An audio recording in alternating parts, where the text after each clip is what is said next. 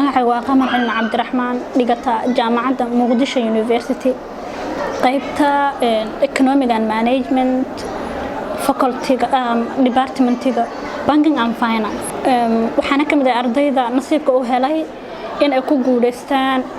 deeqda waxbarasho ee Hormuud Foundation u soo bandhigtay ardayda Soomaaliyeed meel kasta oo ay joogaan waxaan kamid ah ardayda sanadkan 2018 soo qalin jabiyay aniga ahaan marka aan foomfoorka ku jiray waxaan lahaa qorshe fara badan qorshaygaas waxaa ka ahaa in aan yacni waxbarashadayda aniga waalidkayga ka kafaalo qaado wayga ahaataba inaan shaqaysto scholarship inaan raadsado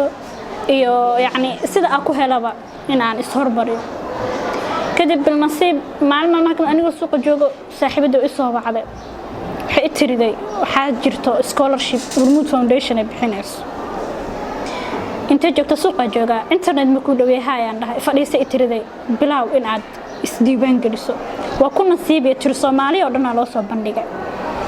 waa fadhiistay waxaan dhahay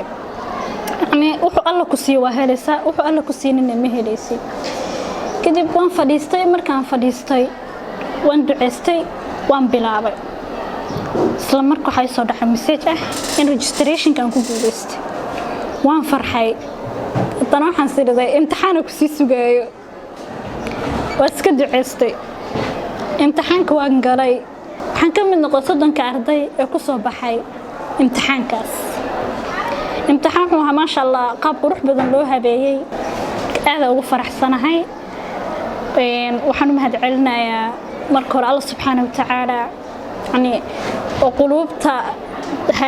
dadkan galiyay in ardaydan ay ku taageeraan horumariyaan waxbarashadooda